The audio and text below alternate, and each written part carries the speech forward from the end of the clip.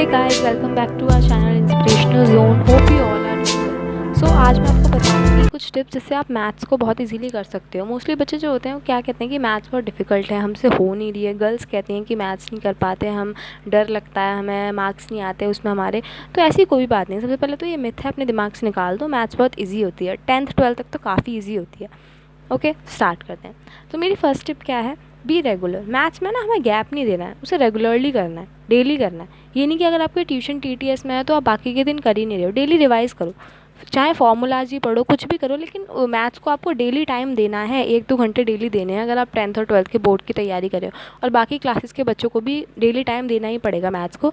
अगर आप daily time देने लगे ना मैथ्स को, सच में बहुत आपको बहुत ईजी लगने लगेगा डेली डेली करने से। यही थी मेरी फर्स्ट टिप। अब सेकंड टिप पे आते हैं। सेकंड टिप है नोटबुक फॉर फार्मूलाज। आपको क्या करना है, एक नोटबुक मेंटेन करनी है। 10-5 रुपये की जो नोटबुक आती है, छोटी सी ले लो। उसमें अपने chapter wise, chapter 1, chapter 2, chapter 3, in case exercise से रिलेटेड एकदम क्लियरली वो साफ साफ और अच्छे से सुंदर सुंदर बना लो। चलो कोई बात नहीं, अभी इतना टाइम नहीं गया, अभी मेरे फाइनल्स आने वाले हैं। अभी से भी करोगे ना तो भी 5 महीने होंगे शायद, फिर भी बहुत हो जाएगा। आप अगर उसे पहले आप अपनी नोटबुक बनाओ। हाँ, हमने नोटबुक बना ली फार्मूलाज की, बहुत अच्छे से बनाई है। सारे फार्मूलाज कहीं से भी लेने हैं आपको, फिर आपके क्या होगा, फार्मूलाज जो होंगे मैथ के वो एक जगह आ जाएंगे। यही होता है, मतलब मोस्टली बच्चों को क्या होता है, कुछ फार्मूलाज ही होते हैं मैथ में, जिससे बहुत बड़ा क्वेश्चन भी सॉल्व हो रहा होता है। और मैथ्स में एक ही क्वेश्चन में 5-6 फार्मूलाज लग रहे होते हैं, तो वही नहीं कर पाते बच्चे। तो इसीलिए हम एक नोटबुक मेंटेन कर लेंगे फार्मूलाज़ के लिए, और उसके बाद उस फार्मूलाज़ की जो नोटबुक मेंटेन करिए उसे डेली, चाहे 5 मिनट ही 10 मिनट ही, उन्हें बस देखेंगे। आज इस चैप्टर की रिवाइज़ कर लिया, आज इस चैप्टर की रिवाइज़ कर लिया, फिर जो चैप्टर आप करने वाले हो, जो ट्यूशन में होने वाला है या जिसका टेस्ट है, उसके फार्मूलाज़ को रिवाइज़ कर लिया।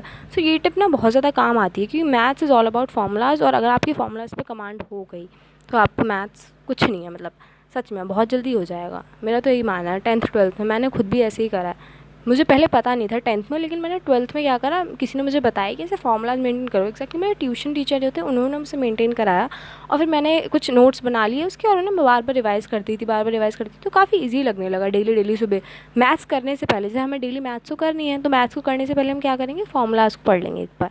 हाँ, तो अब आ जाते हैं हमारी थर्ड टिप पे। थर्ड टिप क्या है कि अपने डाउट, आस्क योर डाउट्स। अपने जो भी डाउट्स होते हैं उन्हें मैथ्स के लिए कभी भी 24 घंटे से ज़्यादा वेट मत करो सॉल्व करने के लिए। किसी ऐप से करना है, यूट्यूब पे वीडियो देख के करना है, टीचर से पूछना है, भैया से पूछना है, दीदी से पूछना है, जिससे भी पूछना है, डाउट को अपने क्लियर करो। मैथ्स में जितने डाउट रहते जाते हैं ना, तो वो आगे क्वेश्चन के लिए प्रॉब्लम क्रिएट करते हैं। और जब बार बार करते हो ना, बार बार सेम ही आपको प्रॉब्लम आएगी। मैथ्स ऐसा सब्जेक्ट है, अगर आप एक क्वेश्चन में डाउट नहीं पूछोगे तो उसके आगे वाले क्वेश्चन में भी प्रॉब्लम आएगी। और उसी क्वेश्चन में जैसे अभी आपने सॉल्यूशन देख के कर भी लिया, लेकिन आपको समझ नहीं आया, फिर अभी अभी के लिए तो हो जाएगा, क्योंकि हमें पता है क्या होता है, थोड़ी देर के लिए सॉल्यूशन लर्न हो जाता है। लेकिन जब हम बाद में करते हैं उसे, तो वही सेम चीज़ हमसे नहीं हो रही होती। तो इसीलिए हम क्या करेंगे, सबसे पहले मैथ्स के लिए अपने जो डाउट है वो 24 आवर्स के अंदर पूछ लेंगे अपने टीचर से।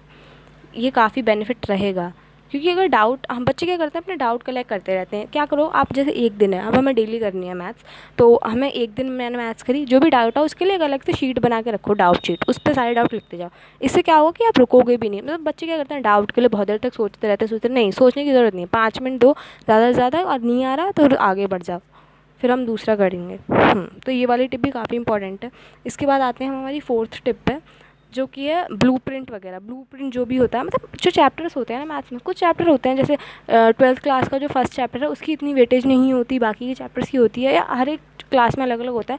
तो जो वेटेज के हिसाब से करना चाहिए। अब बच्चे क्या करते हैं, जैसे फर्स्ट चैप्टर उसकी इतनी वेटेज नहीं है तो उसी को करे जा रहे हैं, उसी को करे जा रहे हैं, अपना आधे ज़्यादा दिन उसी में लगा दिया, और बाकी करानी जिसकी वेटेज है। तो ब्लूप्रिंट देख के करना चाहिए ना, कि हाँ ये चैप्टर आ रहा है 10 नंबर का, तो मैं इसे ज़्यादा अच्छे से करूँगा, और ये आ रहा है 2-3 नंबरों का, इसमें से MCQ आएंगे, तो मैं इसे बाद में देख लूँगा 1-2 घंटे में। ऐसे तो अपने प्रायोरिटी सेट करके करना चाहिए चैप्टर्स को। मैथ्स में ये कभी नहीं करना चाहिए। मैंने भी ये गलती कर रखी है, और इससे काफ़ी प्रॉब्लम हुई थी मुझे। इसीलिए ब्लूप्रिंट तो हमेशा अपने साथ रखना ही चाहिए। अब आती है हमारी फिफ्थ टिप। फिफ्थ टिप है categorise your questions. Categorise your questions as ABC। हमें अपने जो क्वेश्चंस हैं उन्हें एज डिफ़िकल्टी ABC में मार्क करना है, मैथमेटिक्स में तो सबसे ज़्यादा। अब जो क्वेश्चन आपसे एक बार में नहीं हुआ तो आपने उस पर A मार्क कर दिया। पहली बार में आपने कोई चैप्टर पहली बार रिवाइज करा एक्सरसाइज, उसमें आपका एक क्वेश्चन नहीं हुआ तो मैंने उसे A मार्क कर दिया।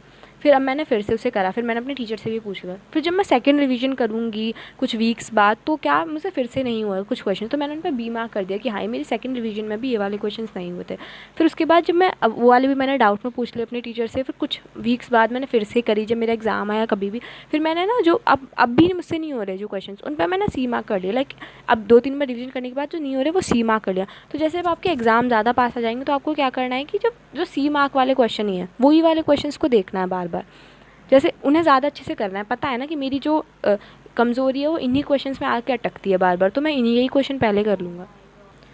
तो एग्ज़ाम टाइम में जो वही वाले क्वेश्चन होंगे उन्हें पहले करना है आपको, और बाकी क्वेश्चंस को बाद में करना है। और बाकी क्वेश्चन तो आपको आते ही हैं, जब 2-3 बार रिवाइज़ करने पे भी आपको उनमें से कोई गलत नहीं हो रहा है और आपको डायरेक्टली करे जा रहे हो, तो उनमें कोई डाउट नहीं होगा। यही क्वेश्चन है ना सी मार्क वाले जो आपको अटक रहे हैं, फिर पहले सी मार्क वाले आपने एक बार देख लिए, फिर आप बी वाले देखो कि हाँ ये मेरी सेकंड रिवीजन में नहीं हो पा रहे थे, फिर ए वाले देखो। इस तरीके से आपके सारे जो क्वेश्चन होंगे वो कवर हो जाएंगे, और ये काफ़ी अच्छा तरीका होता है, क्योंकि एग्ज़ाम टाइम पे मैथमेटिक्स जैसे सब्जेक्ट में हम सारे एक एक क्वेश्चन तो करने नहीं चलेंगे। अब आर डी शर्मा भी ले लेते हैं कुछ बच्चे, और भी बड़ी बड़ी बुक्स ले लेते हैं, तो उनसे क्या होता है कि उनमें आप उनमें भी मार्क कर सकते हो, अगर करनी है तो करो, लेकिन उसमें भी क्वेश्चन मार्क कर लो, क्योंकि पहले हमारे पास बहुत टाइम होता है, लेकिन जब एग्ज़ाम बिल्कुल आ जाता है, सिर पे होता है, तो हमारे पास इतना टाइम नहीं होता कि हम एक एक क्वेश्चन देखें इतनी बड़ी बड़ी बुक्स का भी।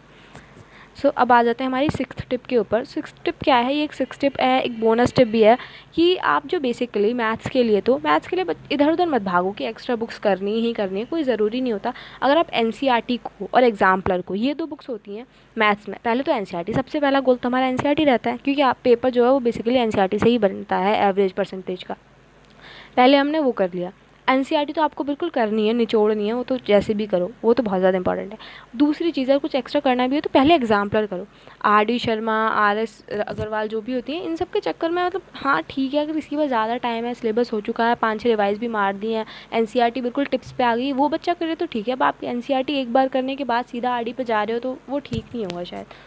इसीलिए तो ये मत करना कि आप एक्स्ट्रा बुक्स के चक्कर में पढ़ रहे हो और आपकी जो मेन बुक है एनसीईआरटी वो रह रही है। यही थी मेरी बोनस टिप आज की। So thank you so much guys, do like share and subscribe to our channel.